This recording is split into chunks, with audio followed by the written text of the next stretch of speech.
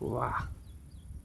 તો ભાઈ આપણે ત્રિલોકધામ સોસાયટીમાં પીપળીમાંથી રેસ્ક્યુ કર્યો હતો, જે ભારતના 4 ઝેરી સાપમાંથી એકમાત્ર આવતો સાપ એટલે કે સોસ્કેલ્ડ વાઇપર સ્નેક.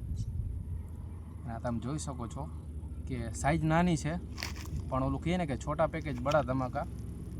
હેમોટોક્સિક વેનમથી ભરપૂર આ સાપ માણસ માટે એટલો ખતરનાક છે કે આના બાઇટથી લગભગ તો કોઈ કેસ બચતો જ નથી. પણ બને ત્યાં લગી આપણી એટલી જ માહિતી છે કે હોસ્પિટલે પહોંચો તો તમારા નસીબ.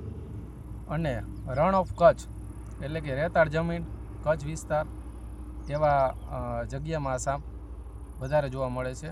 અને મારા આટલા વર્ષોના રેસ્ક્યુના અનુભવમાં ફર્સ્ટ ટાઈમ રેસ્ક્યુ કર્યો હોય તો મેં સોસ્કેલ્ડ વાઇપર, બરાબર, માર્ચ 2026માં મારું પહેલું રેસ્ક્યુ કર્યું છે.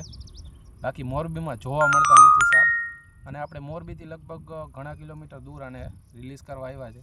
આ તમે જુઓ છો કે રેતાળ જેવી જમીન છે, અને અમારા અનિલભાઈ ફોરેસ્ટના નિયમ પ્રમાણે જે એને માહિતી આપી કે રેતાળ જમીન હોય એમાં જ આને રિલીઝ કરવાનો છે.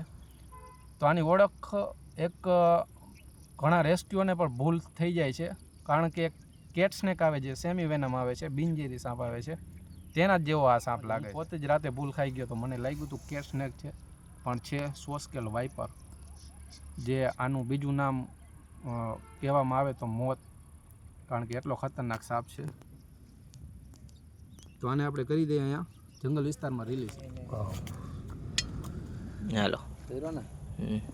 ઓકે, ચલો. તો આને આપણે કરી દઈ રિલીઝ. ફૂલ ઝેરી સાપ છો ભાઈ, ફૂલ ઝેરી.